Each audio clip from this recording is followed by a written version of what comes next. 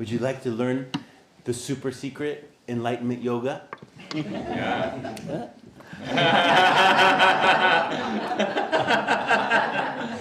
I don't see anyone doing it. All right. Sometimes that's how I feel. There's so many that our ancestors, they will say things like, enlightenment is just wagging the tongue, or blinking the eyes, or moving your hands, And of course, we have to make it more complicated than that. It's a little bit like sometimes I think if you buy something that's too inexpensive, even if it's really good, you don't appreciate it. So now you have to listen to my talk. If you like to move around a little bit, if it's hard to see or whatever, always feel free at this time. Sometimes you get behind someone's head or whatever like that. It's fine. So I decided to teach this series on the teachings of the Prajnaparamita, on the 6 perfections, which is one of the oldest versions of the path of Buddhist life, Buddhist awakening. And I labeled it ancient and practical liberation. And I kind of know why I labeled it that. I will talk a little bit about that. But also you have to come up with a name. I was just talking with another priest in our lineage who's having real frustration with being, feeling kind of boxed in. And he's saying, we're just always teaching just sitting, just sitting, just sitting. Isn't there something else? Is this kind of like this, this idea that that's all we have to offer. And when I was talking with him about it, it occurred to me, it's like, well, you gotta have a poster, right? I'm a child of the 80s, right? So you gotta have a poster. And even if you don't have a poster will be made for you. So you better make your own poster. And so the poster, just sit, it's kind of malarkey, right? It's not exactly true. But at the same time, you have to have some label. You have to have some way that you show up. If you don't, then one will be made for you. So maybe for our school, that poster of just sitting has its limitations, but also is a way that people can connect with something. And this is true of anything, really. If we talk about a teaching, that there may be some poster version of it. In the case of the paramitas, this is called the bodhisattva way, right? The way of beings who are endeavoring to walk the path of awakening, in which the final goal is complete Buddhahood. A Buddhahood in which the Buddha is the illuminator of a whole world system, not just one world, but a whole system of worlds. Right? That Buddha, for our world system's name is Shakyamuni Buddha.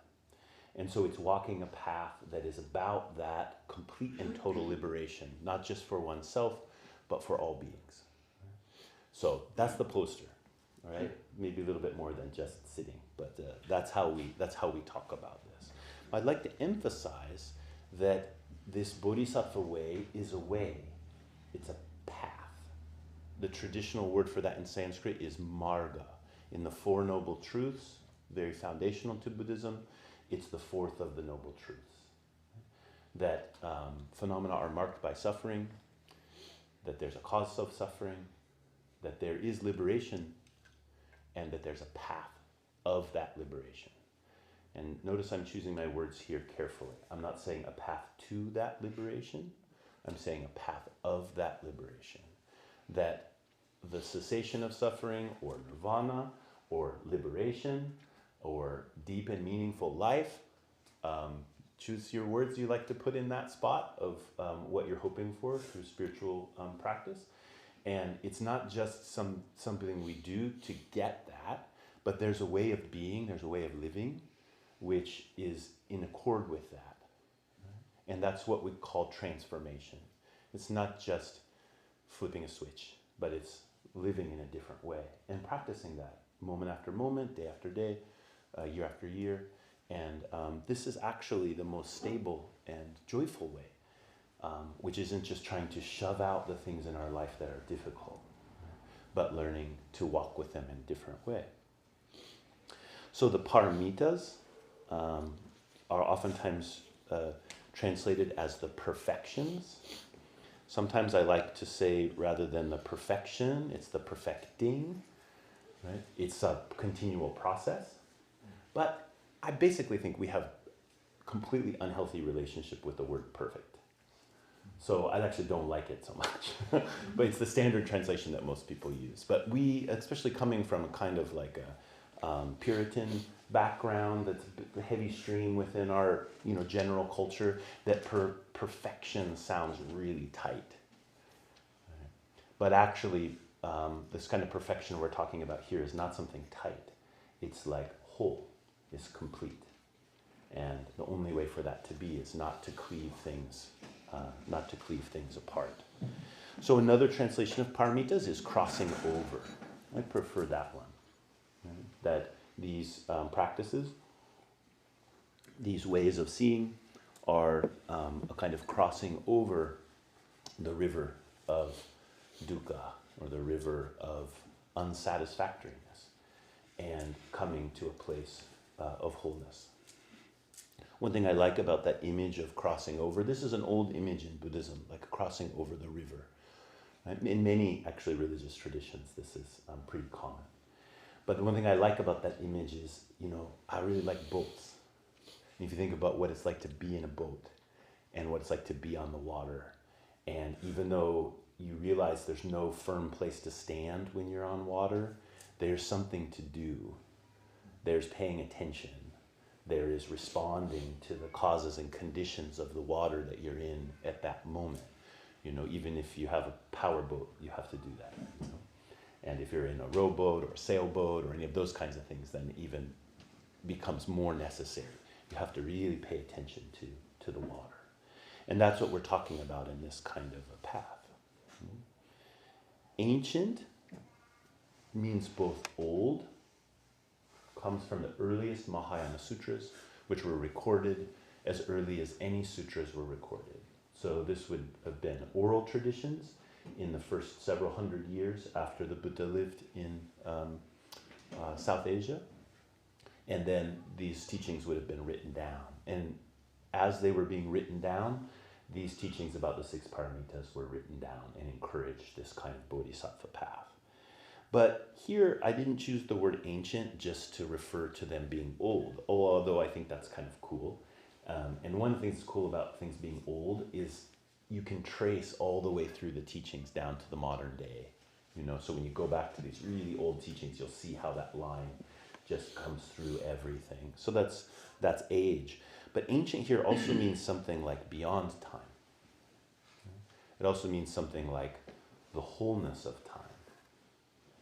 Or we could say the wholeness of time as this. So, like I was talking about last week a little bit, we tend to think of time as like a straight line. But that's pretty limited way to think about it. If we think about time more like a circle, that there is this wholeness of time. And that wholeness of time is, right, we can't even say now. Right? So what is present is this wholeness of time. And that's very practical. That not a way which just emphasizes on some kind of ideal that you're supposed to accomplish, but says that actually the wholeness of things is appearing as your life. And the appearance of your living, maybe would be a better way to say it.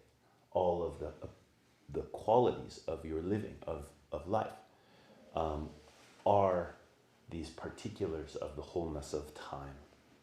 And that those causes and conditions, that's how it would be referred to in traditional Buddhist lingo, that this path happens through and with the causes and conditions of your life. Not as an escape from the causes and conditions of your life, or a separation from the causes and conditions that will allow you to do something, but through and with the causes and conditions of your life, this path unfolds. Right? So the path through the forest is not just about the part where you walk. It's about all the places you don't walk. It's about all the things that allow you to know the path as the path. The whole forest is involved in the path. And that's kind of image. And this is a quality of of this teaching. And it's very practical. It says, look, don't try to skip over stuff. You don't got to go looking for an opportunity to practice. The opportunity to practice is presenting itself to you all the time. So take that up, right? Rather than some dusty roads, as Dogen Zenji would call them. So this ancient practical liberation, the paramitas, is expressed in the teachings, which are the perfection of wisdom teachings, the prajna paramita teachings. Prajna means wisdom, paramita, again, the perfection or crossing over. And wisdom is emphasized. Wisdom is the animator of all of this style of practicing. And we read, on Sunday morning, we read the Heart Sutra, which is the most well-known sutra of the Prajna Paramita, or the wisdom texts. And we say that Avalokitesvara, Bodhisattva, when deeply practicing Prajna Paramita, the perfection of wisdom, clearly saw that all five aggregates are empty, and thus relieved all suffering. And so this clear seeing of Avalokitesvara, which I'll talk a little bit more about here in a second, Avalokitesvara, this clear seeing, or I told you that this could also be translated as the illumination of seeing, or illuminated seeing, that clear seeing, that seeing of illumination or illuminated seeing is a way of seeing. It's a way of seeing which is called empty.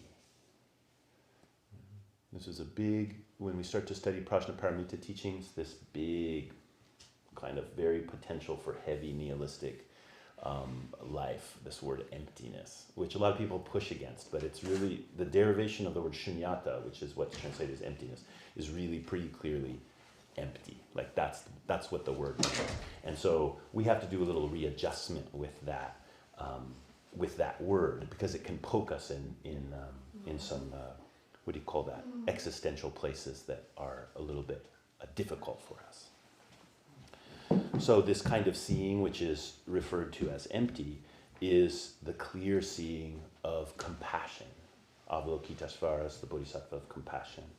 And that clear seeing is not just a seeing things in a certain way, but it's also touching. That seeing and touching always happen together. Classically, this is referred to as wisdom and compassion. And right from the beginning, if we're going to study these wisdom teachings, we have to put that right at the front. You know, I didn't understand that for a long time. So I love to teach the wisdom teachings. They're great. I'm kind of wired for wisdom teachings, okay? And enthusiasm. Which is great, because wisdom teachings are enthusiastic. But then I found that if you don't start with the compassion right from the very beginning, there's this kind of leaning into the wisdom side, the empty seeing side, the illuminated seeing side, which can really become a kind of poison, particularly if we're already used to some subtle practices of undercutting ourselves, like trying to disappear. Anyone try to do that? You know, we have a subtle idea, like if I could just disappear, then things would be okay, right? We have a strong stream of that now. And so right from the beginning, this emphasis on compassion is important. On our altar here behind me, the Buddha is in the middle, Buddha Shakyamuni, who is the representative of this path of total awakening. And then on the Buddha's left is Prajna Paramita, perfection of wisdom, the mother of all Buddhas and Bodhisattvas, the womb of awakening. And on the Buddha's right is Avalokitesvara, who is the Bodhisattva of innumerable arms, usually called 1,000 arms, but 1,000 is a key code word, means innumerable. And on every palm, this icon is a bit small, so you wouldn't see it, but on a larger icon you'd see each palm has an eye. Okay? So the clear seeing is touching in the case of Avalokitesvara. The womb of wisdom, the eye, Buddha mother is the epithet for Prajna Paramita. Our temple's name is Buddha Eye, Buddha Eye, Buddha mother. is right there in the hand of Avalokitesvara's touching. One of the things that's interesting to play around with this is our tendency culturally is to think of the mother or the feminine as the nurturer, the toucher, the compassionate, and the male to be the kind of clear-seeing, piercing sword wielder, right? And that happens in Buddhist iconography, that kind of connection. But here on our altar is flipped. That Prajnaparamita is considered the feminine, the clear-seeing is the womb. And the activity of touching is expressed kind of male side. Or neither male nor female, or both male nor female, or switch them around. You can do all those things. That's one of the great things about the kind of liberation around gender that's happening now, is we're not so stuck. But don't let that carry you away from the principle. Right? We're not talking about a person, are they male or female? We're talking about that quality, right? Which is carried in the iconography. Another thing, the emphasis on compassion with wisdom is something that from a number of years ago I started to teach a lot more strongly. But another thing I start to think is really important is not to think of these wisdom and compassion teachings just as philosophical teachings. They really are talking about a spiritual path. I would prefer to use the word religious path, but I know that a lot of times people have a little bit activation around the word religion. Okay? And that's fine. Religion, I don't need it to be a certain box. But there is something that you can do that is not just about understanding or doing, but it's about veneration. It's about relating with persons or relating with beings that are dynamically involved in our lives, whether we recognize it or not, and how do we appreciate them in a way that they can reveal themselves through us. So Prajnaparamita, that's here on the Buddha's left, that we do veneration of Prajnaparamita. When we come together on Sundays, we read sutras, we dedicate the merit. Okay? And that dedication of merit is a dedication to Prajnaparamita, to the living being, the personification. I'm not saying that she's just like hidden in the bushes there. She's also hidden in the bushes, right? But she can show up anywhere as anything, right? That's the kind of personification that I'm talking about. And Avalokitesvara is that way too. In the Awakening of Faith in the Mahayana, which is one of the early texts of teaching about this path, Ashvaghosha, the author, has this beautiful couple paragraphs where he says, once you have given rise to bodhicitta, once you've given rise to the thought of walking the way of the Buddha, then every being you will meet. And then he goes through a long list.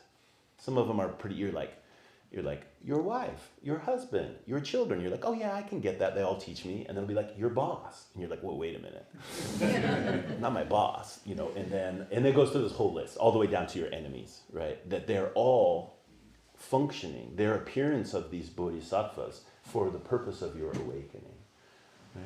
Once you give rise to the thought of awakening, that's actually what's happening. You're being met by this opportunity, right? To see clearly and to touch completely. So I just put that out there as we're studying these things. One thing can be a little bit philosophical, but then if you let your heart open up to this veneration, you'll notice that we also chanting, like on Sunday mornings, the Heart of Great Perfect Wisdom Sutra. Which side does that belong on? This side. The Great Compassionate Heart Dharani. So always we're doing that. The sort of shortest service that you will do, you don't just do the Heart of Great Perfect Wisdom Sutra. You do that, and then you do Compassionate Dharani. You do them together, right? It's always keeping them as partners, as the Buddha's heart. That's what the iconography shows us. The Buddha's there in the center. And now, okay, here's my heart, here's my heart. Here's two versions. They need each other. So, so keep that in mind. And as you're taking up these practices, to ask for help is really simple, but unbelievably difficult to do.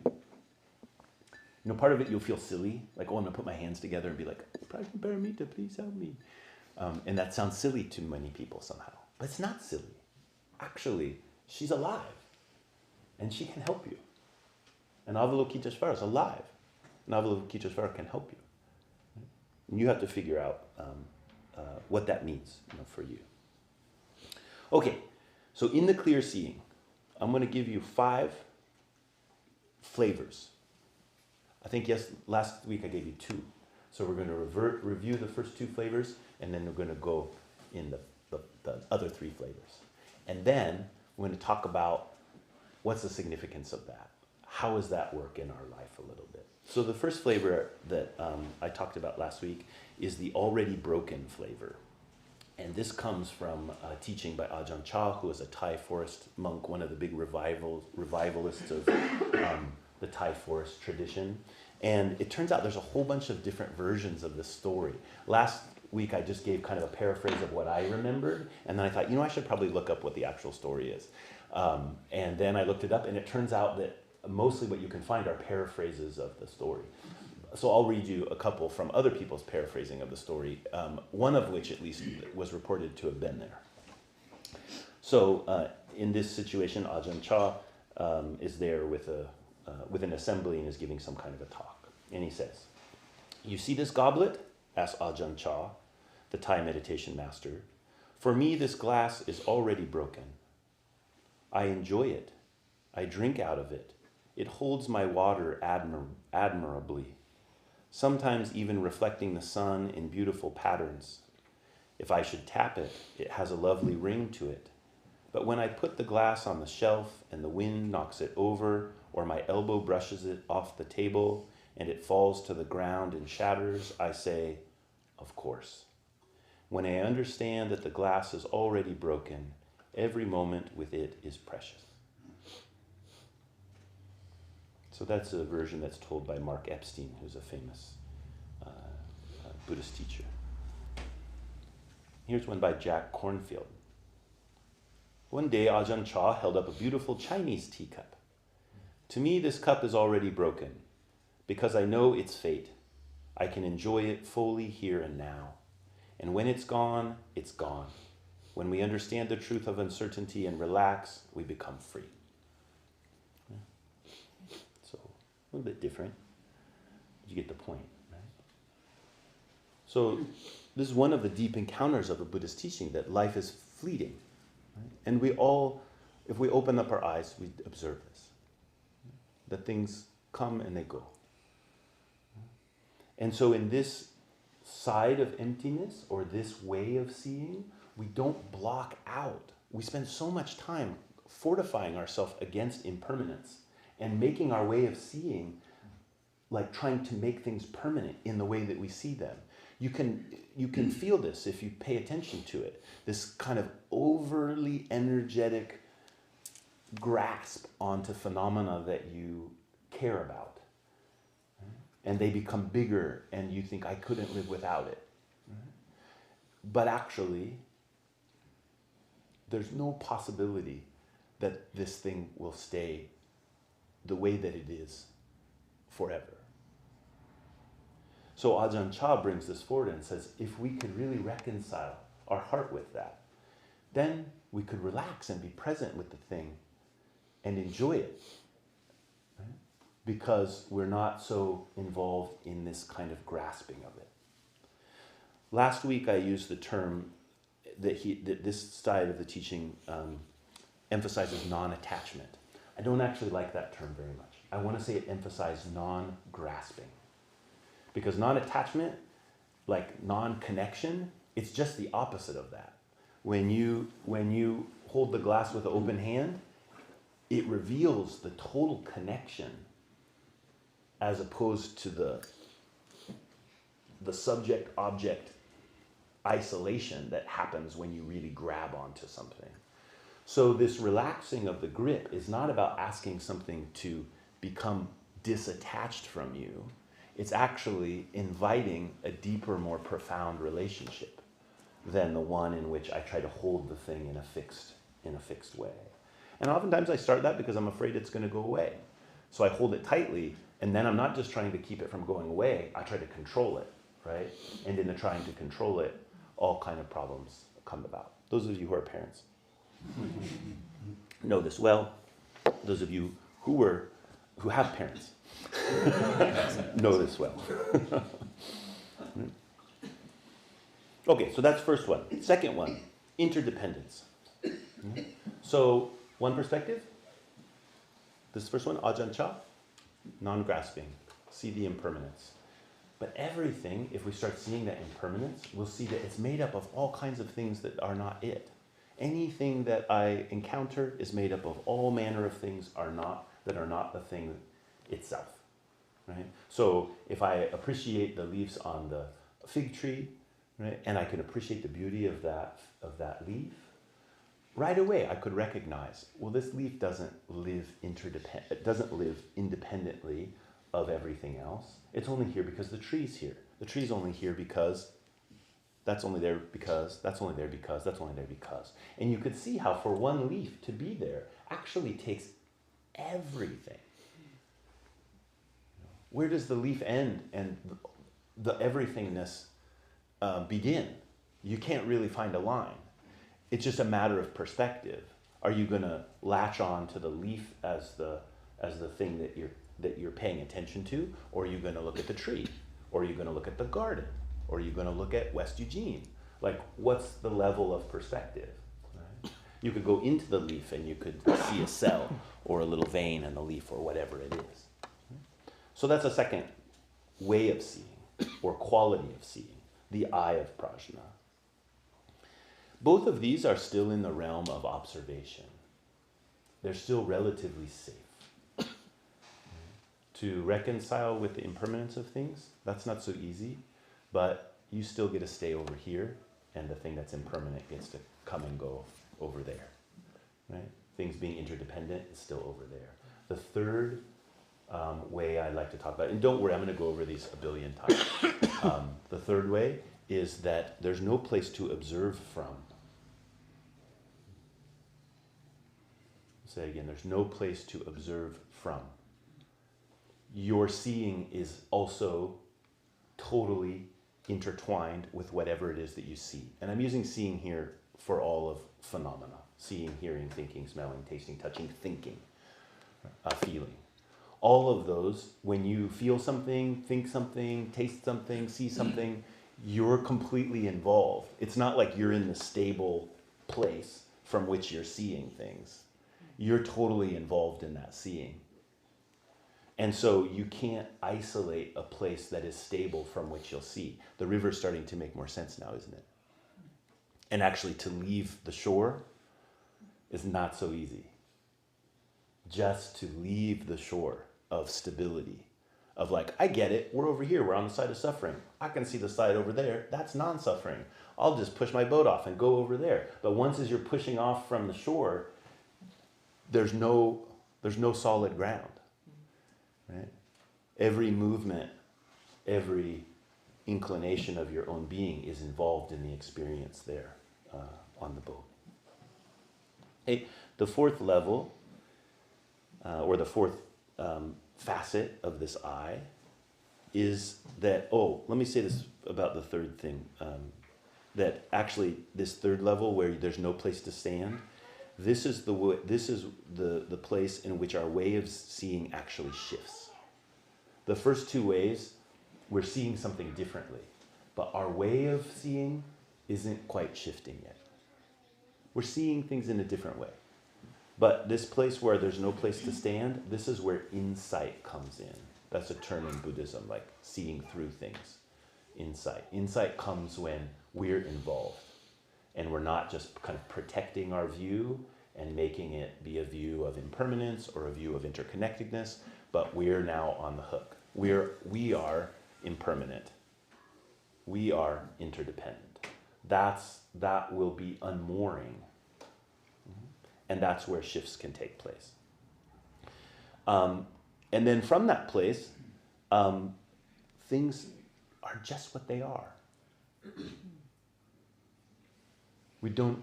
This would be, the traditional way to talk about it would be suchness. Form is emptiness, emptiness is form. So each thing is just as it is. It's true.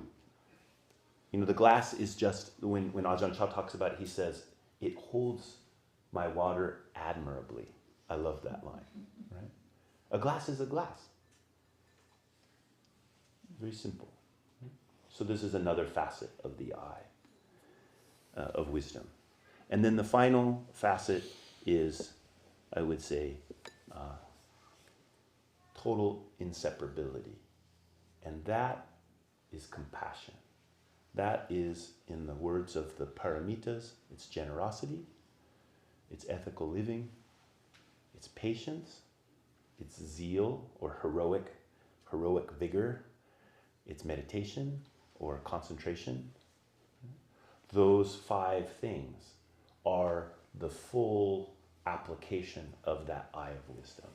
Not, oh, the eye of wisdom is so clear that now everything has disappeared, but actually the eye of wisdom is so clear that everything is the opportunity for practice. Everything is the opportunity to non-separation.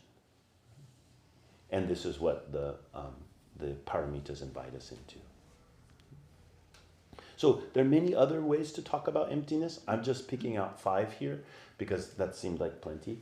But it also, because it covers some of the important aspects. Some of the places we get stuck. It's easy to get stuck in the idea of impermanence and just think, oh man, if I could just explain away how everything's going to break, then my life would be fine. If I could just grieve it now, I won't have to grieve it later. Right? It's kind of a depressing way to live. Right?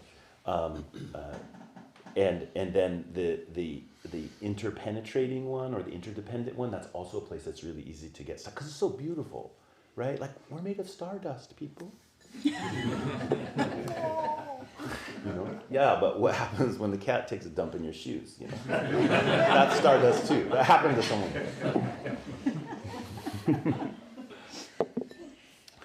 So that's another place where we tend to get lopsided on it. The no place to stand. Oh my gosh, we get sidetracked by this. When I was in back east a couple weeks ago teaching, I had made this snide comment, and then you notice like places where you're holding some tension when you make a snide comment. I'm sure you never make a snide comment, but I said, yeah, I come from a place where people are so relativized about everything. I'm surprised anyone can even walk. But a right foot's just a right foot. It's only a right foot relative to the left foot. And the left foot's only left foot relative to the right foot. But that's such an important understanding.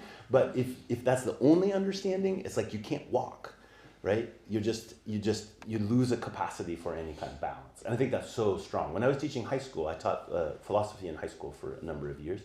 And that was really fun. And one of the things that I saw right away was we are doing our best to create generations of nihilists in the liberal culture of Eugene. I'm just going to say that. If you want to argue with me about it later, I'm more than willing to, because I don't think it's a perfect perspective, but it was my feeling about it. And the way is that we're emphasizing relativism in a way that doesn't have a other balanced component to it. And so things are relativized. Everyone has their own way of seeing it. It's my truth, your truth is your truth. And that kind of way, which is so important to like undo some of the arrogance that people walk around with and the kind of harm we inflict through that kind of arrogance. But then what happens is there's just this like, I can't trust anything kind of attitude that is that's really, really pervasive. And that creates a lot of anxiousness, dis-ease, and marijuana smoking in this town. Okay. I told you I was really figuring. So that's a no place to stand. That's a no place to stand. Like, that's a danger of it. But you need that, right? You need to be able to say, like, who am I to say what's true? Right? Who am I to say what's true? And I need to look for what's true. Both can coexist. I don't destroy the need to find what is true with the idea that who am I to say what's true? Actually, the only person who can say what's true is you. And if you don't find your way to that, then you suffer a lot. Suchness, especially if you sit a lot of meditation and your mind calms down, and then you see something with that eye that doesn't move at all, and the completeness, I don't mean just your physical eye, I mean your consciousness, the eye of your consciousness. And the world is brilliant, and a flower will dance. And you could think, this is it. And when you think this is it, it becomes a perspective. And in that perspective, you get paralyzed. You get paralyzed in the beauty of suchness. So that's why these first four, they really need the fifth one, which was the total engagement. They need the compassion. The problem with total engagement is if you don't have the eye to see, then the touching is blind. And that's wonderful. Actually, if I had to choose one over the other, I would choose the touching, the blind touching, over the cold, clear seeing that doesn't touch. In a moment, I would choose that. It would take no time. But you don't have to. Actually, you can touch, and in the touching, you're encouraged to see in a different way. This is the beauty of the paramitas. So, if we take those and then we apply them to the causes and conditions of our life, then this is where the perfections are explored. So, I'd like to encourage you to explore this in the first paramita, which is the paramita of generosity. Very succinctly expressed in the chants that we chant before we eat a meal at the temple, in which we pray, may we realize the emptiness of the giver, receiver, and gift. The emptiness of the giver, receiver, and gift. Of the impermanence of the giver, receiver, and gift. Of the total interdependence of the giver, receiver, and gift. Of not even being able to know, am I a giver? Am I a receiver? Am I a gift? With that perfect stillness of simply receiving or giving. What's that like, in our life? So I'm going to send you out this week to practice that generosity, but practice it with these things at its basis. You don't have to remember all of them. Just take one that really resonates with you, that I talked about with impermanence, and try to apply it to the way that you're relating with the world, with the opportunity to express generosity, not only as a giver, also a receiver, also a gift. You're all of those things. You're involved in all of those things. So oftentimes people hear generosity, they only think it's about what are you giving, which is a great way to practice it, right? But also the receiving is equally practice of generosity. So try it in those different directions and see what it does to your eye. See how you see something differently when you practice that generosity in this different way. And that's where you get this feel for how this eye and the touch are really not a separate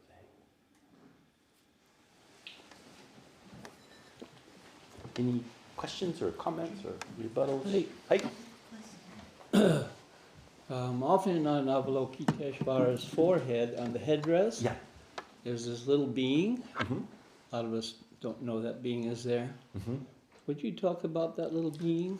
Yeah, that little being, which is actually one of the biggest possible beings, is Amida Buddha, who is the Buddha of light. And Avalokiteshvara is oftentimes seen as an aspect of Amida Buddha, as well as aspect of Shakyamuni Buddha.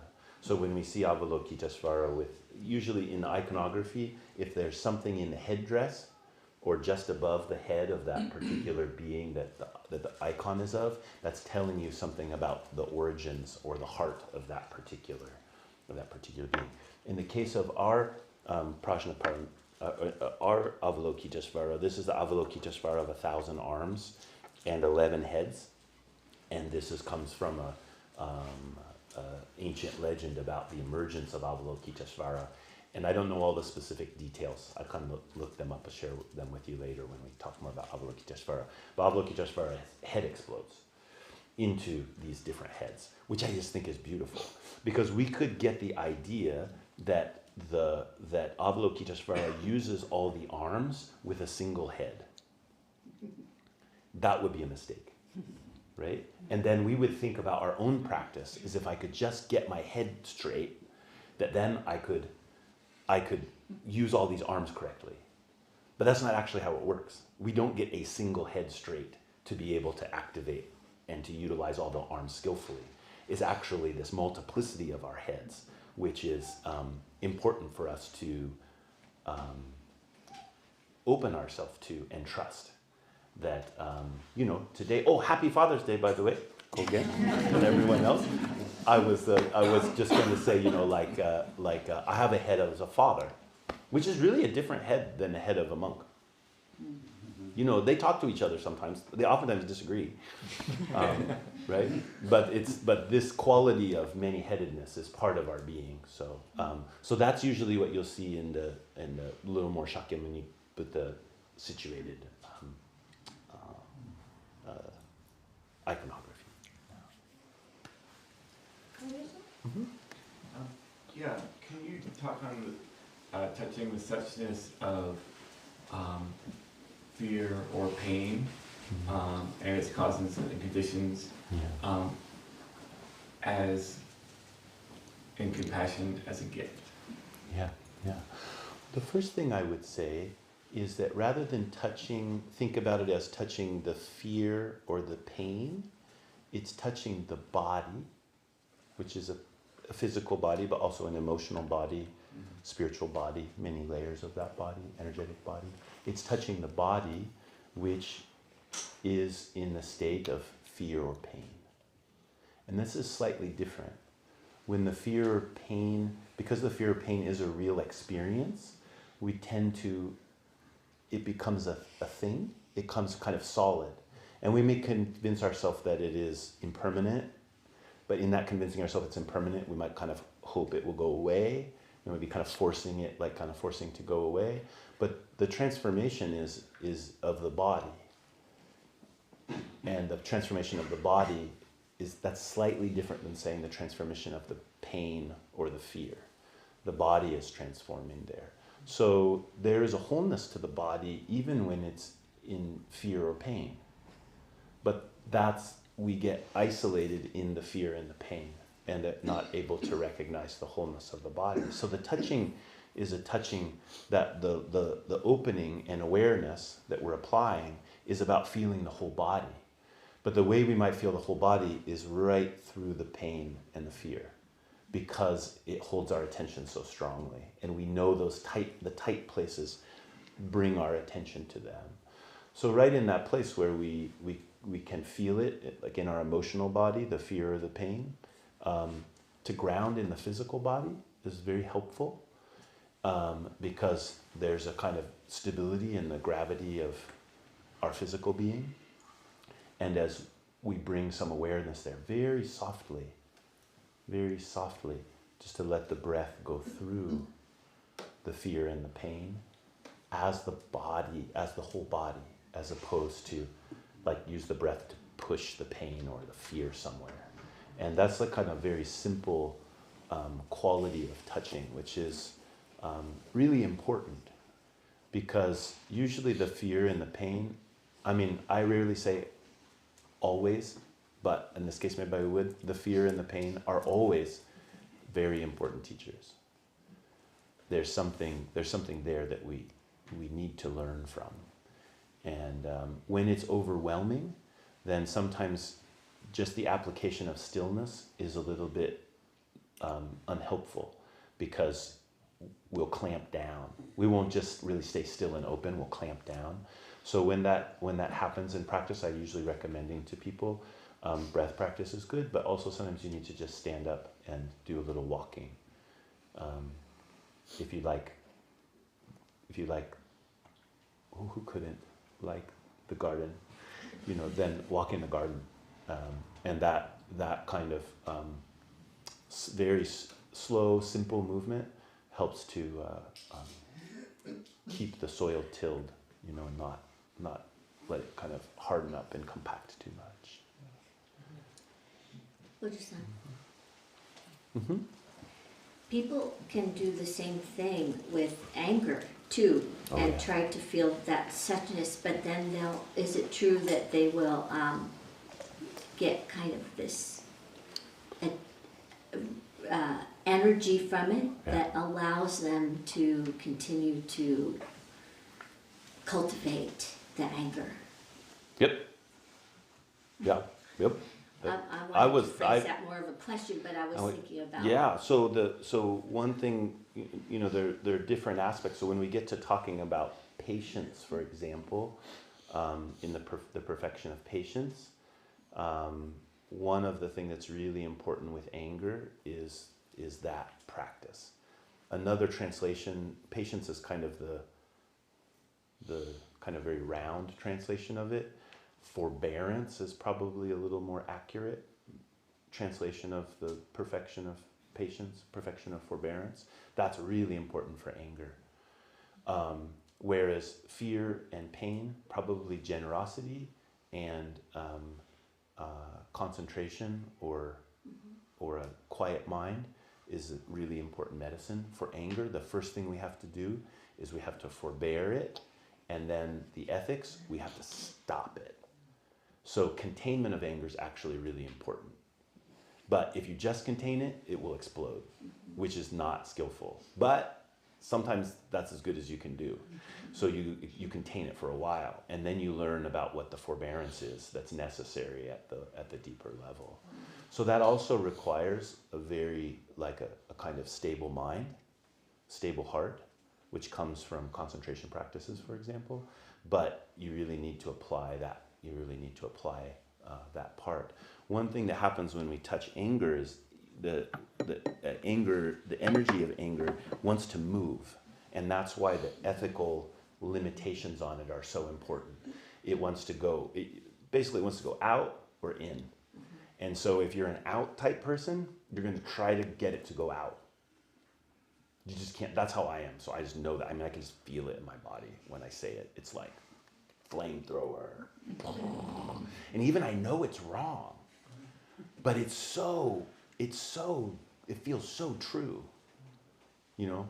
And I've established my place to stand, and in establishing my place to stand and what is wrong, then I feel like I have to unleash that, you know? So the containment of it, the stopping, saying, no, that's not okay, is one of the first stages. But then if I don't do something with it, I'll either explode or it will go the other direction. And in going the other direction, then you have a kind of equal problem. But the equal problem is going inward rather than outward. Probably better for it to go inward than outward. Probably. It's hard to say. But the inward one in some ways can be harder to deal with, because the one that's going outward, when you limit it and you're raging against this iron wall you've created, and it's just everything's burning, then you can practice forbearance. But the inward one's hard to wall, right? Because it's behavioral, but it's like behavior of how your heart is thinking about things or regarding things you're thinking. Whereas this other one, you can say, like, I'm not going to yell, I'm not going to throw things, I'm not going to do, you know, like, not that I ever did that. I'm not going to make a hole in the head with my wall, or a hole in the wall with my head. None of those things, which I've never done before, will happen. That inward one, then it takes another kind of subtlety to see what you're doing in that inward movement, and to create a kind of wall there that then allows this other type of forbearance to happen. So if we just think about anger as being, and you see this is a spiritual mistake that people make. They're like, well, everything's got its own truth, and so, you know, my partner is unreasonably angry with me on a regular basis, and it's my job to just hold them in that. No, it's not. It's your job to have a line that says, that's abusive. You can't treat me like that. That's how you hold them, right? But there's this other way of understanding it would be like, oh, my job is to nurture them, and then it goes down. What's that fancy term? Codependence? Yeah. That kind of direction. So so anger's tricky that way, and different than and it's related to fear and pain. And oftentimes, if you can start to see into the anger more deeply, oftentimes you find fear and pain in the basis of it. But if you treat it just the same way as the sensation of fear or pain, you get in a funny place. Question over there. You were talking about the students and how we're teaching them to be nihilists because we haven't balanced that out. But what do you balance it out with?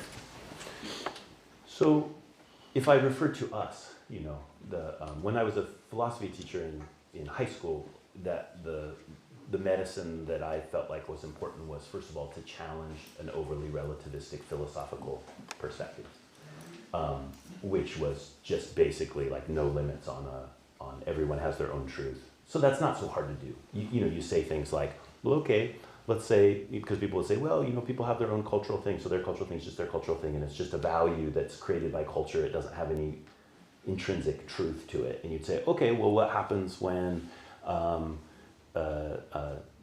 Stalin's armies come to invade your village in Eastern Europe?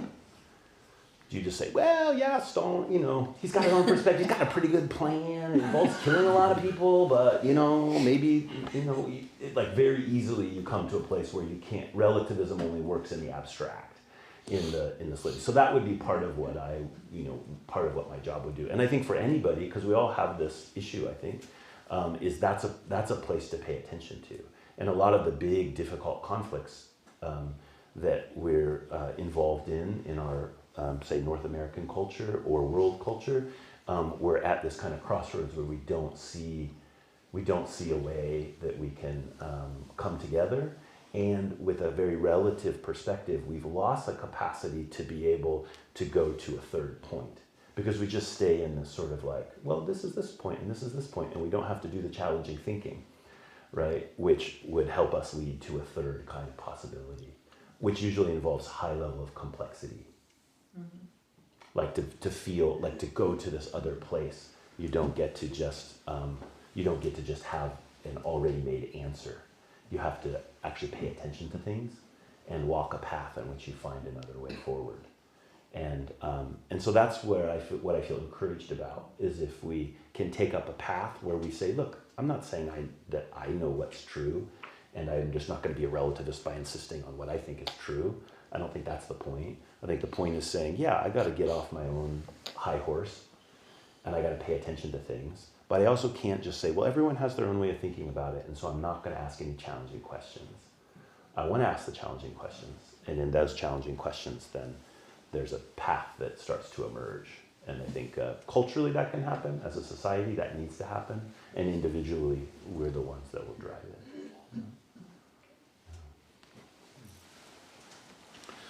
So this is homework. I'm going to ask you about it next week.